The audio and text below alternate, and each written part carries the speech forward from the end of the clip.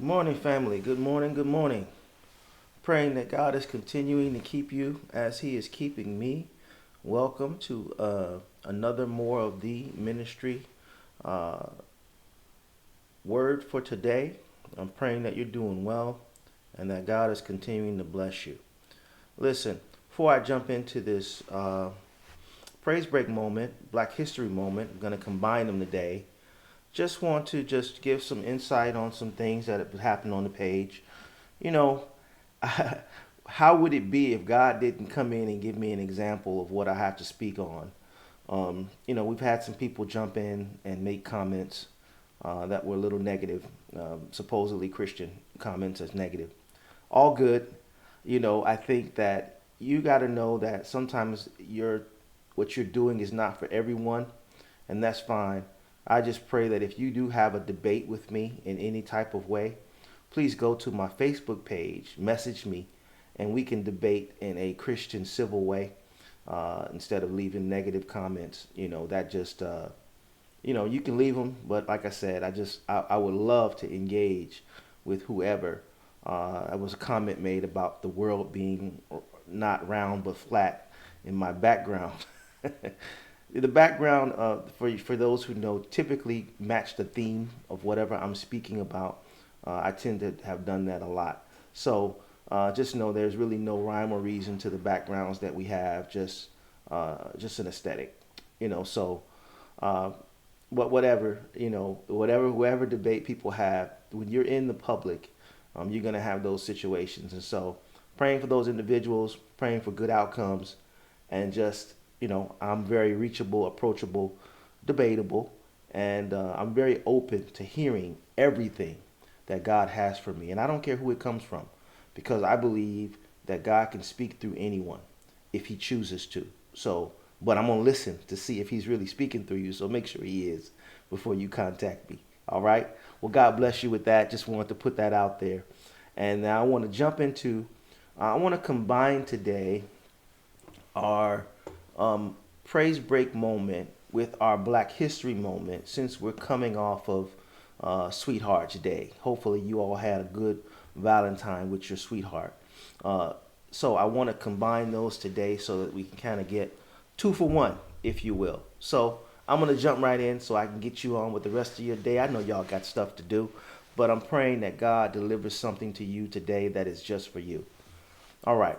Well, here is our praise break moment, Black History moment.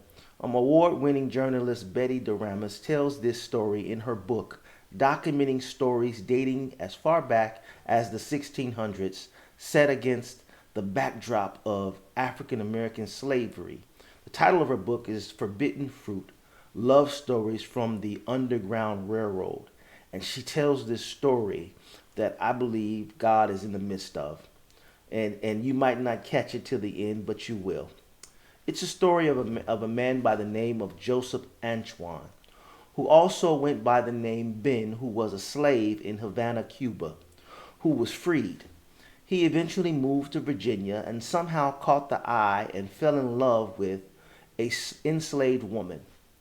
When her owner, whose name is Jonathan Purcell, was about to move west, he threatened to sell her off to someone else so that Joseph Antoine would not be able to see her anymore.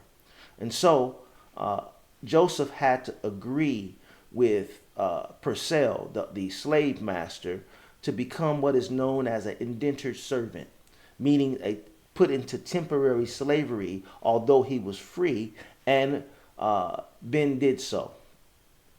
Purcell made a deal with him for 7.5 years, and he and his bride were supposed to be freed, but this turned out to be a lie. Purcell worked him much longer. The story sounds similar to the story of Jacob working for Laban in the Bible so that he could marry Rachel, but this was far more different and did not have the ending that I would have expected. So let me give it to you.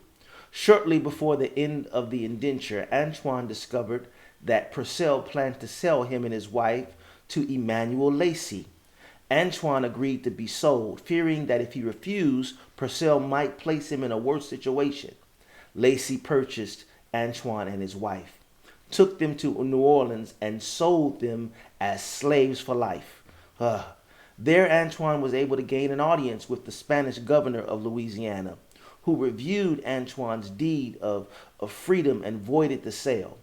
The couple, anxious to return home, then traveled up the Mississippi River with Lacey, who all along the way mistreated and abused them both until they ran away. Antoine's wife, exhausted and suffering from ill treatment, died. Antoine made his way to Louisville, where he was then jailed as a runaway. Davis Floyd, a slave catcher hired by Lacey, took him out of jail and tried to sell him across the river. But Antoine was too old, too weak to attract any bidders, so he was taken back to jail in Louisville, where he writes a petition. Eventually, Purcell was granted his freedom. Ben was granted his freedom. Where is the praise break in this story, Rev? Well, it's just in the length and the pursuit of love. Antoine, or also Ben, endured every bit of heartbreak and pain in the pursuit of love. How far would you go? What would you do if you were in that time? Even up until his love was taken from him, he went the distance. There is a praise break here because I'm reminded of the love Christ has for the church called you and I. That he would allow himself to be abused, tortured, chained, and in pain, with no happy ending to the story for the one, for our loved one, but a happy ending in the story for us. Does anyone living today have a praise for the one who made the world his Valentine? That's a shout. Even in the midst of all of that we heard and endured, that's a shout. It was done for love. Love is still a very powerful, one of the most powerful things in this world. And God so loved the world that he gave his only begotten Son, that whosoever believeth in him should not perish, but have everlasting life. You all know that. John 3:16. Let me get into the message for today. If you turn your Bibles to 2 Samuel chapter 6, and we'll begin at verse 13 today, 13 through 22, 2 Samuel. We are still in our They Not Like Us David series that somehow I just kind of waltzed into, and we're going to get started with this message today, and I pray that these words are continuing to bless. 2 Samuel chapter 6, beginning at verse 13, and you'll find these words. After the men who were carrying the ark of the Lord had gone 6 steps, David sacrificed a bull and a fattened calf. And David danced before the Lord with all his might, wearing a priestly garment. So David and all the people of Israel brought up the ark of the Lord with shouts of joy and the blowing of ram's horns. But as the ark of the Lord entered the city of David, Michal, the daughter of Saul, looked down from her window. When she saw King David leaping and dancing before the Lord, she was filled with contempt for him. They brought the ark of the Lord and set it in a place inside the special tent David had prepared for it. And David sacrificed burnt offerings and peace offerings to the Lord. When he had finished his sacrifices, David blessed the people in the name of the Lord of heaven's armies. Then he gave to every Israelite man and woman in the crowd a loaf of bread, a cake of dates, and a cake of raisins. Then all the people returned to their homes. When David returned home to bless his own family, Michal, the daughter of Saul, came out to meet him. She said in disgust, "How distinguished the king of Israel looked today, shamelessly exposing himself to the servant girls like any vulgar person might do."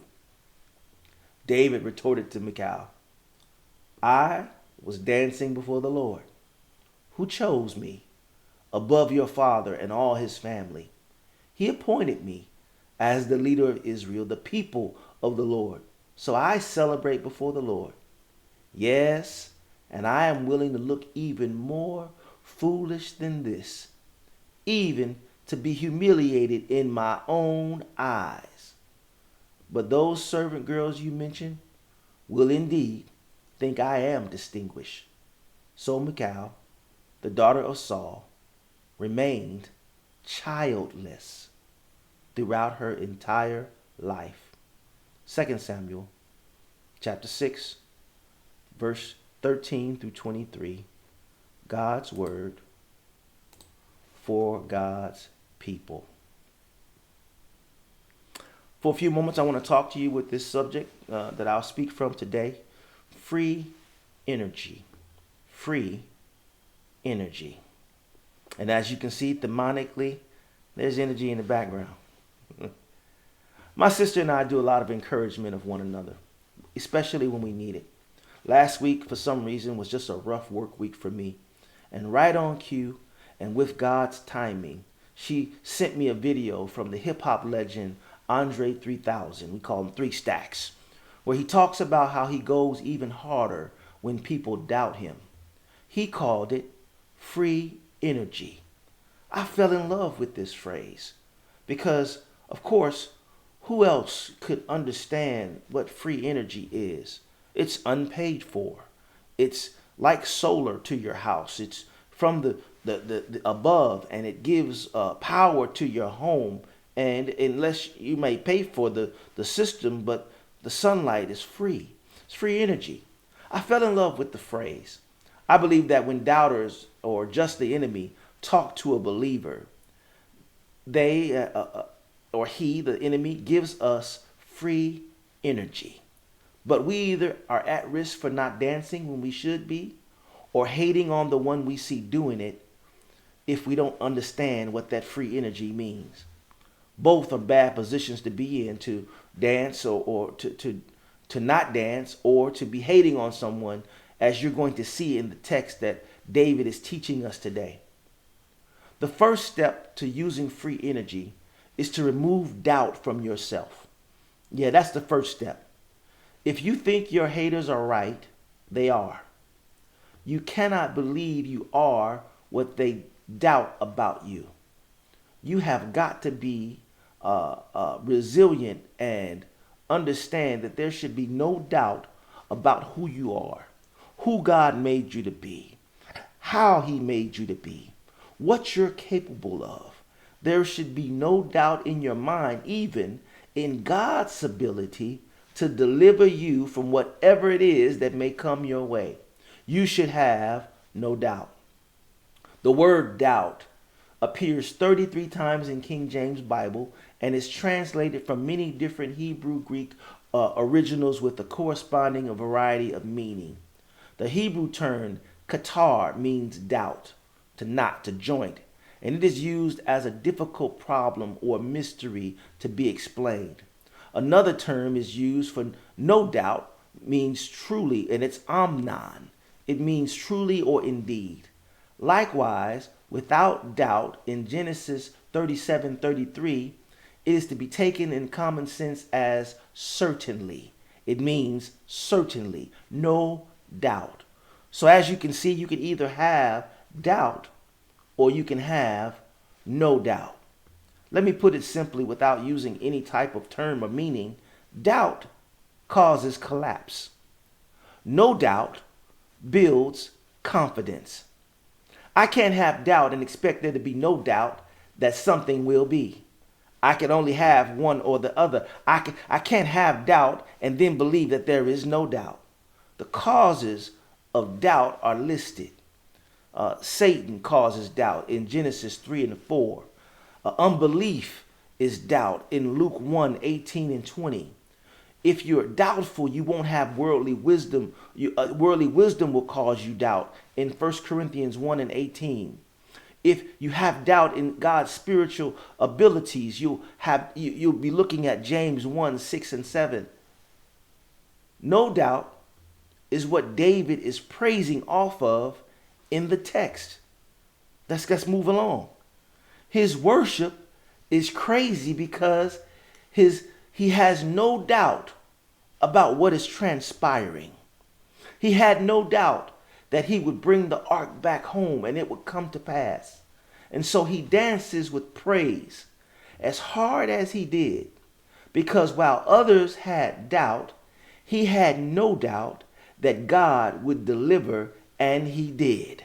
He had no doubt. If God has ever delivered you from anything that and you may have doubted and God has come through and you decided that there was no doubt that he wouldn't do something for you, I challenge you to a dance off in your living room. Yeah, wherever you are right now, if you've had a situation where you knew without a doubt God was going to come through, where God was going to make a way somehow. We used to sing a song when I was coming up in the choir that the Lord will make a way somehow. And somehow, some way, God always comes through. And I cannot doubt him now because I know what he's done in my past. In my past, even when I did doubt him, God sometimes showed up and came through. Even in the midst of my ability and being doubtful about him, God still showed me a reason that I should have no doubt for whatever's coming, that God will take care of me. Is there anybody who knows God will take care of you? Oh, come what may, or along the way, God will take care of you. That's a shout for somebody, that when you think about what you may not be able to do, when you think about how difficult the task is ahead, when you think about how big the mountain may be to climb, there is no doubt in my mind that God will deliver me. I don't care what they throw at you. I don't care what they do to you. I don't care how bad it is. God will deliver you. His abilities are unmatched. And I don't care who's hating against you. You should have free energy because of what they're hating against, knowing that our God is well able to keep you from falling and sustain you. Well, as I come to the text, David comes into the city with the ark. He did it as a sacrifice and put on his Sunday's best. He did what he was supposed to do to bless the people.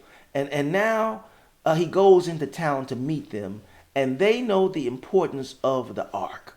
The Ark of the Covenant was a wooden chest that held the stone tablets of the Ten Commandments. It was considered the most sacred objects by the Israelites. So David brings it into town. I mean, he had no doubt that God would deliver it unto his hands from the enemies, and he got it. It's in his possession now. He had no doubt, and God delivers. So David comes to town because God has delivered, the same way we should come to town when God delivers anything that we've been waiting on to us that we knew he'd give. We should have a praise. So David starts dancing in praise. Family, if you ever want to confuse the enemy, begin to dance in the middle of your pain. Yeah, I'm sure David was exhausted from the trip. I'm sure he was bewildered from the fighting. I'm sure he still had wounds from what he had to endure to get the ark home, but it did not stop his praise. You ever want to confuse the enemy? Dance in the middle of your pain. Give God a praise, not when the sun is shining in your life. Praise him in the rain. Kind of like Gene Kelly in the movie Singing in the Rain. He's dancing and he's swaying. He's not bothered by the weather. Instead, he makes a choice. He makes a choice to dance in the thing that keeps people inside. He makes a choice to dance in the midst of whatever it is he's going through. He chooses to dance in what should be horror, in joy. He dances because he was delivered. After all that David went through, David now has the ark back home. He's dancing. So David dances. And just like anything, anytime you're trying to do something good, just like anything when you're trying and you're feeling good on your best day, just like when you've got good news, there's always going to be somebody coming along with bad news. Haters. naysayers, the devil. They don't like your dancing. They don't like your victory. They don't like your breakthrough. Or they don't like you bringing good news to places that had none. See, the ark was bringing good news to a people who thought they may have been destitute. He brings it in to say, see, God is with us. The children of Israel, he's home. He's here with us. But here come the haters. So Saul's daughter looks at David and gives him the hater face. So today, I just want to give you a few of Michal's mistakes, and so that you can make sure that you don't do the same. That's all you got to do. The first thing that she does that's a mistake is she looks down on David. She looks down on him. She looks at him in contempt. You see, she looks down on him. The one thing that you cannot do, family, is look down on others. One thing I heard in Andre 3000's message about getting free energy from his haters. He says that sometimes the same people that look down on you, you're going to have to one day look, the ones who look down on you would somehow have to look up to you one day. Yeah, so be careful who you look down on. Well, we know Michal looks down on him. Notice her position in the text. She is in her window looking down at David dancing. And she's looking down in her heart. Be careful who you look down on. Be careful who you look down upon. Be careful who you put beneath you, because God will somehow elevate them above you. That's why I don't look down on people no matter what condition they have. I'm not more holy than anybody else. I'm not bigger than anybody else. I don't look down on people who are less fortunate than myself, because I know where I've come from. And I don't have any doubt that the same God that brought me up is the same God that can bring them up. We don't look down on people. We shouldn't be like Michal. That's a mistake number one. Mistake number two, she didn't understand his story, so she couldn't understand his glory. Let me help you. Many people begin to look down on people and hold them in contempt in their heart when they see something, because they don't understand the story. You don't understand what it took for someone to get to the place that they've gotten. That's why you shouldn't be judgmental of them. You don't know what it took. You don't know what pain it took that person to get to where they are. See, Michal didn't understand his story. She didn't know what he had to go through. She didn't know how many battles he had to face. He didn't know how many men he lost in battle that he was mourning inside of him. She didn't know how many wounds he had covered up with his tunic until he took it off while he was dancing, that he had been through in the battle to get the Ark of the Covenant back in the safety of the Israelites. She didn't understand his story, so she couldn't understand his praise. Yeah, many people will try to shut up your celebration because they don't understand your story. They don't know why you praise the way that you do. They don't know why you have joy the way that you have, knowing that you're dealing with something internally. They don't understand how you can keep going even when there's cancer or illness in your body. They don't understand the story. They think that you should just curse God and die like Job's wife. But that's not what Michal should be teaching here. We've got to learn how, family, to understand somebody's story, to understand and begin to praise with them. You know what I love to do? I love it when somebody gives me news about God doing something in their life, because for me, I feel like I'm a part of it. I feel like I want to get in and worship. If you dancing, I'm dancing. If you praising, I'm praising. If you believe in God for a breakthrough, I'm believing God with you. I'm banding with you. Michal's mistake. She didn't understand his story, so she couldn't understand his glory. The last mistake that she makes is she thought her words would cut him down, but her words actually cut her off.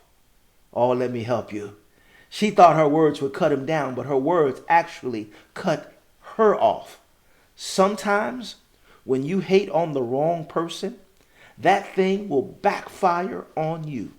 Oh, be careful who you're hating against, because the same person that you hate on, that thing could backfire on you. She thought she could cut him down with her words. Oh, how dignified the king danced. How you look today, undignified. You look dancing like you were dancing and praising like you were praising. And she thought that she could belittle him. She thought that she could make him look crazy for what he was doing. And David gives her this answer. He says, yeah, God chose me above your father, might I add.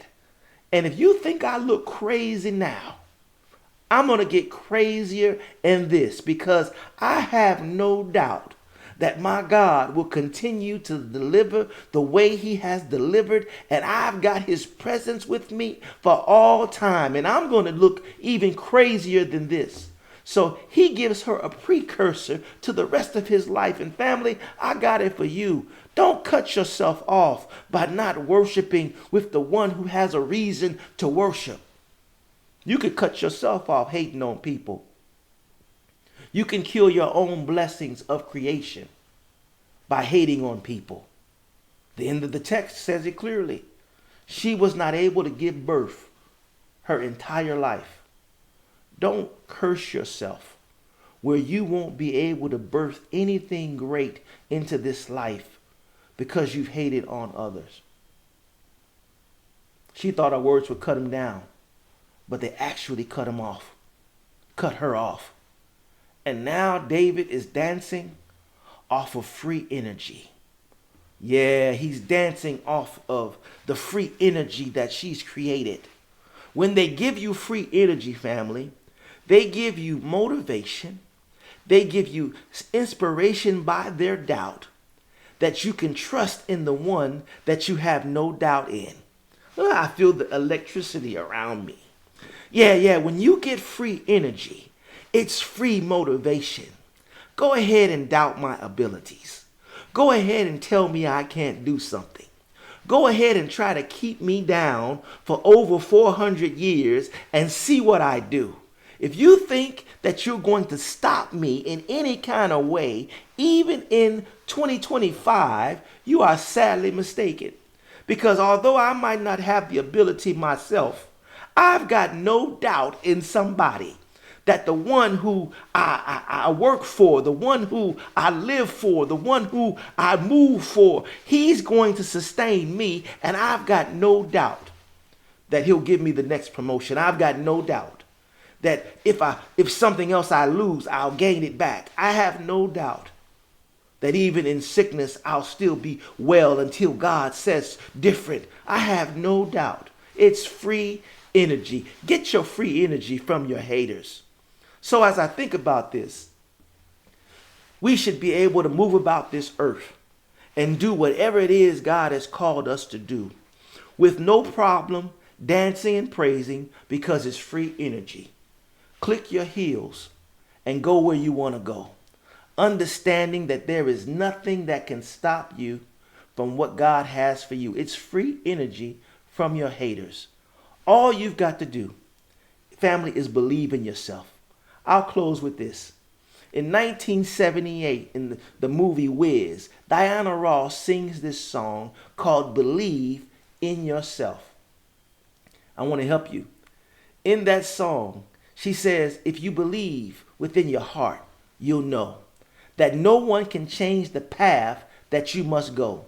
Believe what you feel and know you're right, because the time will come around when you'll say it's yours.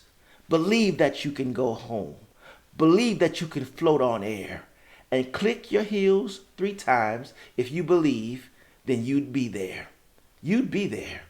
Just believe in yourself right from the start. Go ahead, believe. Believe in the magic that's in your heart. Believe all these things, not because I told you, but believe in yourself.